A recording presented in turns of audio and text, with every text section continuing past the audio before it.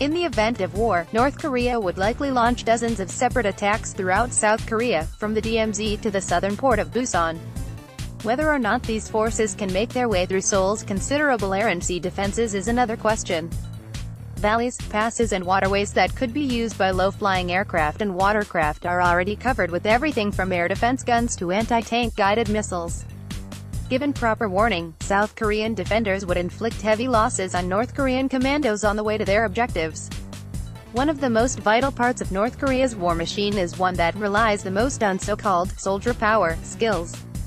North Korea has likely the largest special forces organization in the world, numbering 200,000 men and women, trained in unconventional warfare. Pyongyang's commandos are trained to operate throughout the Korean peninsula, and possibly beyond, to present an asymmetric threat to its enemies. For decades North Korea maintained an impressive all-arms force of everything from tanks to mechanized infantry, artillery, airborne forces, and special forces. The country's conventional forces, facing a long slide after the end of the Cold War, have faced equipment obsolescence and supply shortages. For example, North Korea has very few tanks based on the 1970s Soviet T-72, and most are still derivatives of the 1960s-era T-62. The rest of Pyongyang's armored corps are in a similar predicament, making them decidedly inferior to US and South Korean forces. What a war between America and China would look like. In response, North Korea has upped the importance of its special forces. The country maintains 25 special forces and special purpose brigades, and 5 special forces battalions, designed to undertake missions from frontline DMZ assault to parachute and assassination missions. The Light Infantry Training Guidance Bureau, part of the Korean People's Army, functions as a kind of analog to U.S.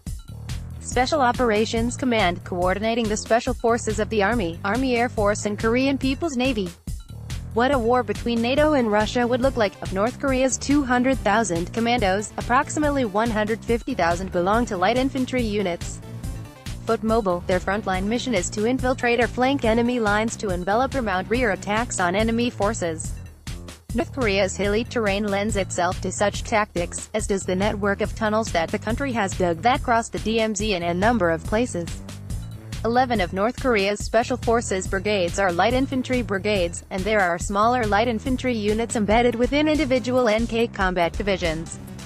What a war between China and Japan would look like. A further 3 brigades are special-purpose airborne infantry.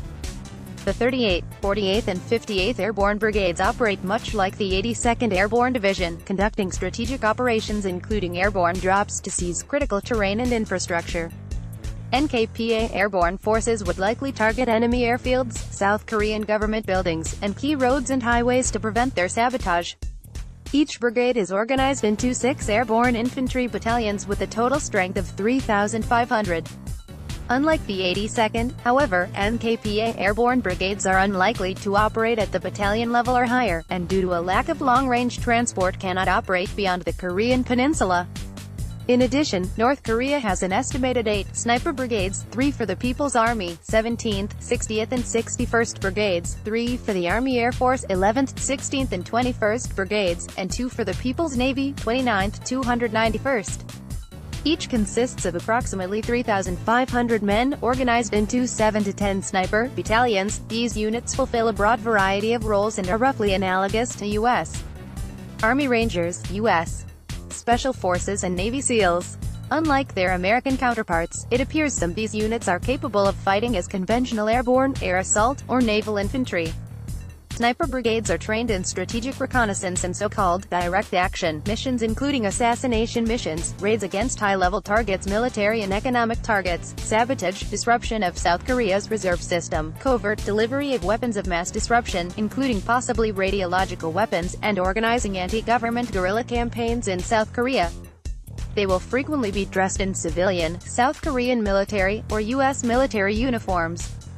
One platoon of 30 to 40 troops per Army Sniper Brigade consists solely of women, trained to conduct combat operations dressed as civilians. Finally, the Reconnaissance Bureau maintains 4 separate reconnaissance battalions.